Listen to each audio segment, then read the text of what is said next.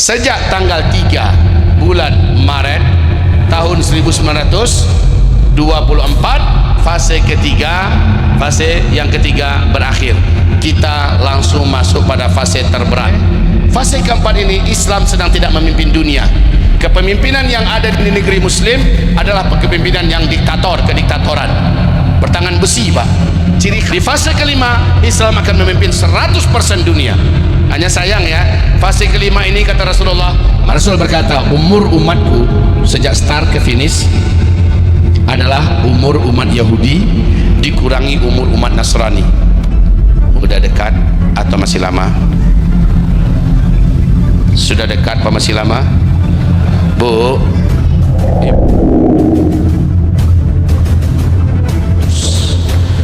sejak Nabi diutus itu dimulai start akhir zaman ya. Nah, startnya adalah sejak Allah utus Nabi Muhammad SAW sebagai Nabi dan Rasul. Jadi dari sini mulai start sini, finish adalah habis seluruh umat Nabi. Nabi berkata, dari start ke finish ini akhir zaman semua nih ya, akhir zaman. Kamu akan menjalani 5 fase sejarah. 5 fase sejarah. Saya buat seperti ini.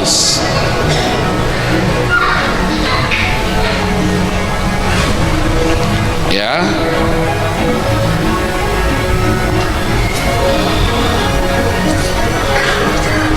Fase yang pertama, fase nubuah. Yang memimpin fase pertama ini langsung Nabi besar Muhammad sallallahu alaihi wasallam. Lamanya 23 tahun. 13 tahun di Mekah, 10 tahun di Madinah. Setelah Nabi meninggal, masuk fase kedua. Fase kedua yang memimpin umat Nabi adalah sahabat-sahabat Nabi dengan sistem khilafah Islamiyah, konsep kenabian. Ini fase kedua, khilafah Islamiyah dengan konsep kenabian. Lamanya 30 tahun kata Rasulullah. Lalu setelah itu fase ketiga, ini yang paling lama Pak, 1227 tahun. Fase ini kata Rasulullah, fase di mana para khalifah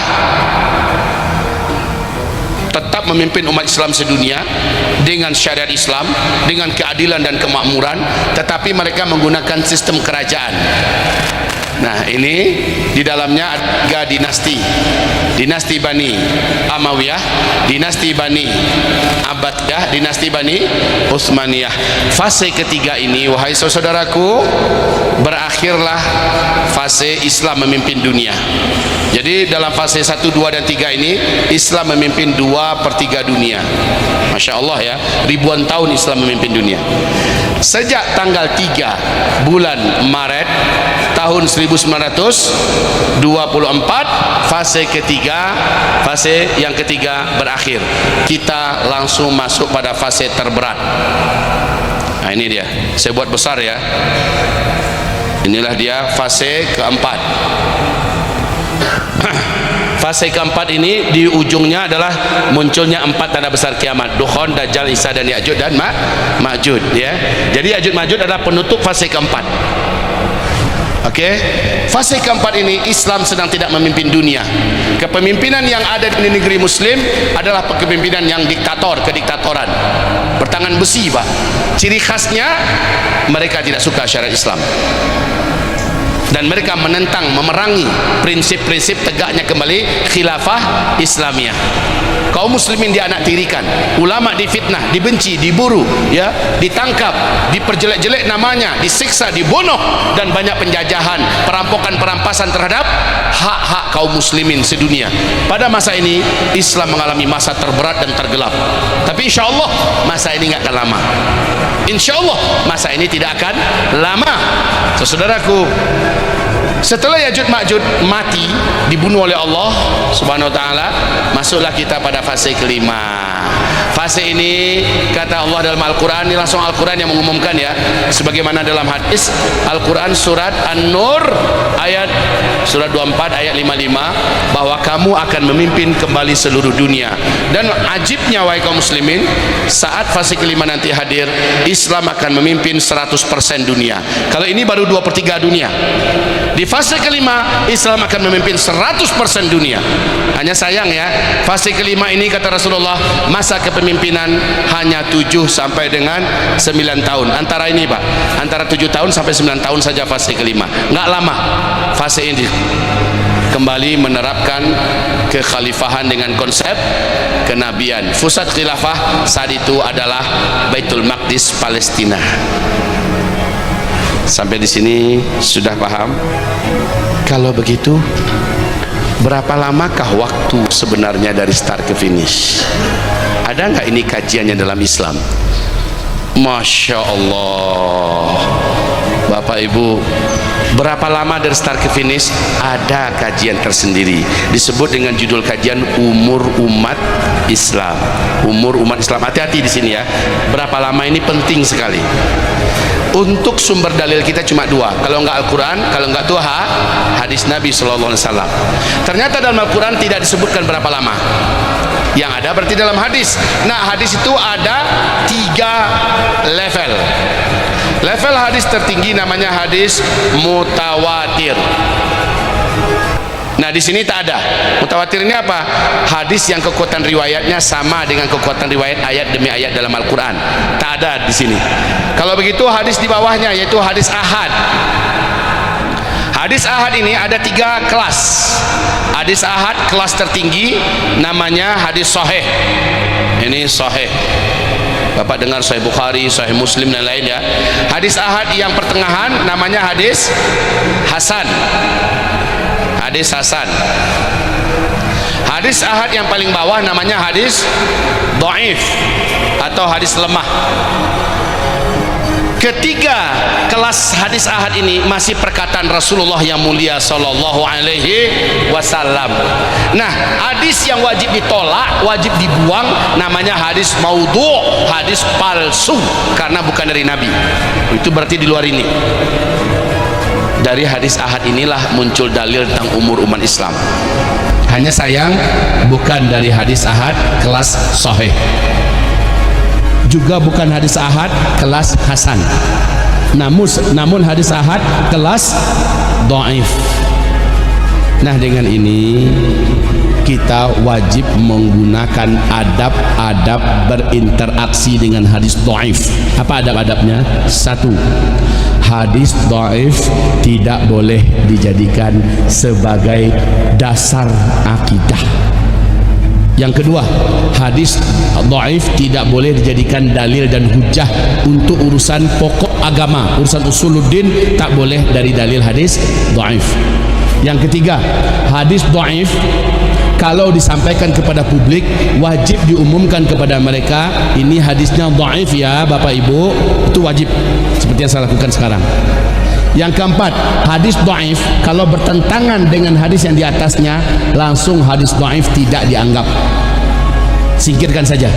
Yang kelima, hadis dhaif hanya bisa dipakai dalam urusan fadailul a'mal, motivasi-motivasi amal, targhib dan tarhib.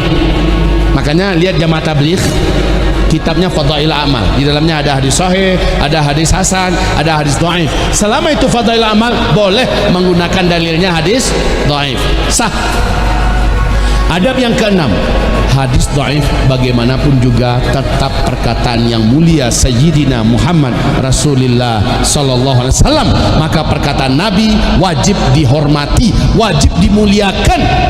Jadi umpamanya Bapak para habaib di sini, para kiai, para ulama, para ustadz, para dai, umpamanya berkata para dai, berkata para ustadz, berkata para ulama, para kiai, para habaib dalam satu masalah, begini pendapat mereka, tiba-tiba muncul hadis Nabi. Hadis Nabi, qala Rasulullah berkata di masalah yang sama, cuma status hadisnya dhaif.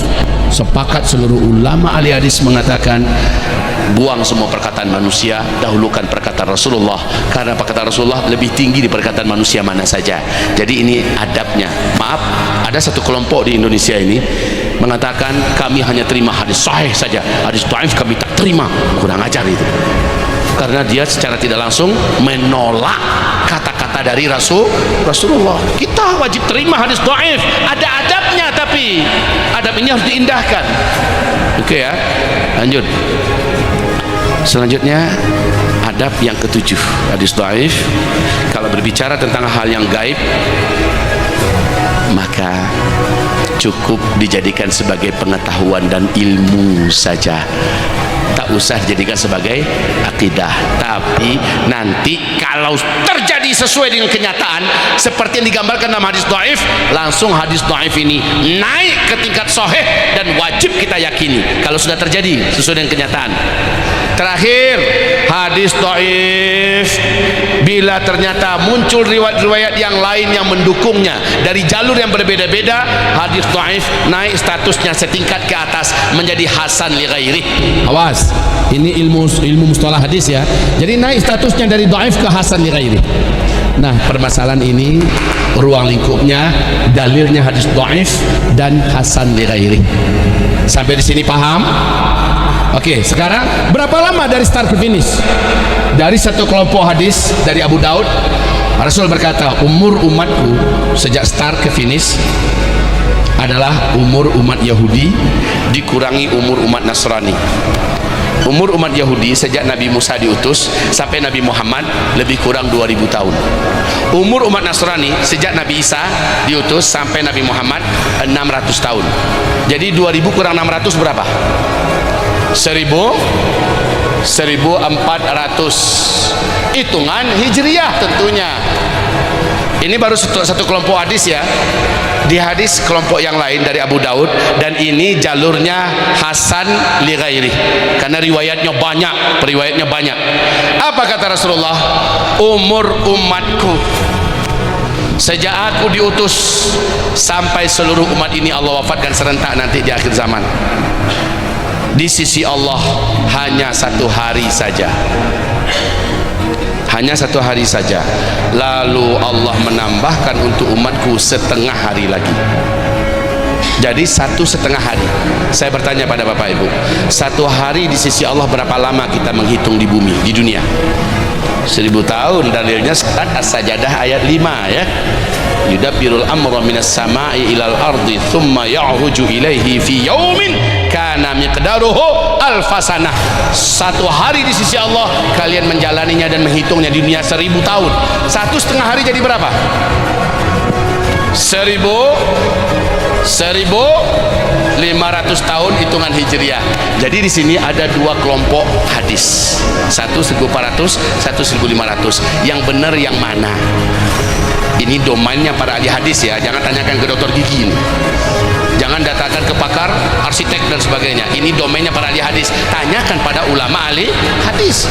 Maka dengan ini hampir sama dengan ini. Di hadis yang lain Nabi mengatakan 7 tahun, di hadis yang lain Nabi mengatakan 9 tahun. Berarti antara 7 sampai 9 tahun. Begitu juga begini, Pak, jumhur ulama hadis mengatakan umur umat Islam dari start ke finish adalah antara 1400 ke 1500 tahun hitungan hijriah. Kita sudah tahun berapa sekarang? 1444 hijriah. Ya Allah. Tapi dalam hal ini Bapak Ibu, saya lebih takjub dengan redaksi bahasa oleh Imam ahli hadis dunia Al-Hafiz Imam Ibnu Rajab Al-Hambali.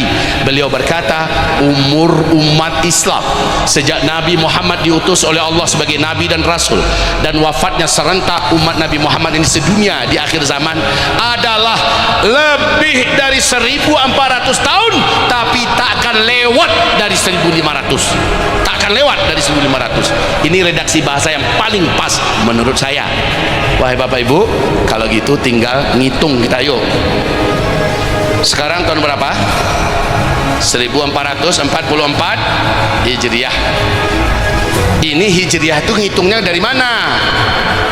Dari sejak Nabi Muhammad hijrah dari Mekah ke Madinah, ya kan? Lah, menghitung umur umat Nabi bukan dari sejak beliau hijrah, tapi sejak Allah angkat beliau sebagai Nabi dan Rasul. Artinya beliau menjadi Nabi dan Rasul di Mekah 13 tahun sebelum hijrah.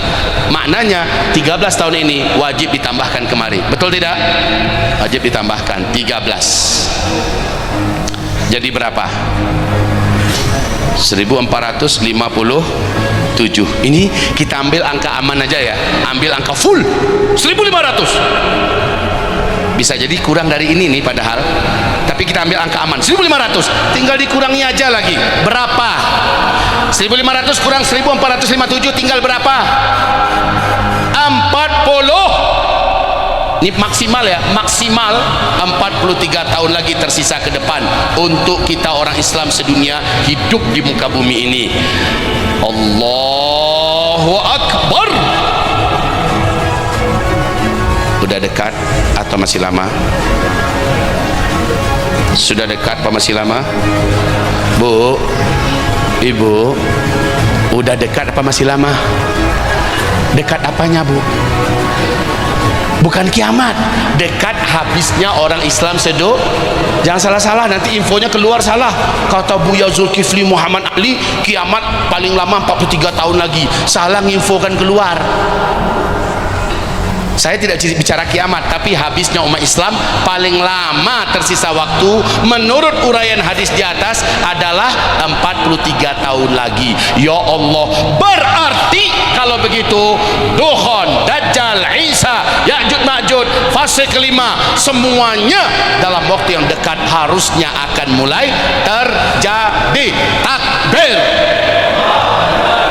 Dengan mendengarkan uraian ini, semestinya Bapak menirulah kepada para sahabat. Saat sahabat yakin tak lama lagi kiamat, seluruh mereka bersemangat menjalani hidup mereka untuk menegakkan misi mereka ada di dunia, menyembah Allah sebaik-baiknya penyembahan dan memperjuangkan agama Allah, menghidupkan agama Allah, berkorban untuk agama Allah, berjihad untuk agama Allah secara totalitas. Ini yang dilakukan oleh seluruh sahabat, Pak, setelah mereka yakin kiamat sangat dekat. Harusnya apa yang mereka lakukan akibat keyakinan itu, kita hari ini melakukan hal yang sama seperti para sahabat melakukan. Semangat kita, Pak, semangat menyembah Allah, semangat berbuat amal soleh, semangat beribadah, dan juga bersemangat menghidupkan agama Allah, semangat berkorban berjuang untuk agama Allah. Itu yang seharusnya hari ini seperti para sahabat 1400 tahun lebih yang lalu. Dan mereka semuanya beruntung tidak? Mereka meninggal dunia sementara amal mereka maksimal. Beruntung tidak? Saya ngajak hal yang sama hari ini. Setelah kita tahu ini dekat banget. Alah Pak Kiai, Pak Ustadz, itu kan hadis dhaif. Baik, saya sudah katakan dari awal hadisnya dhaif. Tapi ini masih perkataan Rasulullah enggak? Begitu pertanyaannya. Masih perkataan Rasulullah tidak? Masih. Hormati. Kayak gitu adabnya. Kaum muslimin, hamba-hamba Allah yang saya cintai. Selesai. Dah, sekarang selesai. Minta tambah lagi.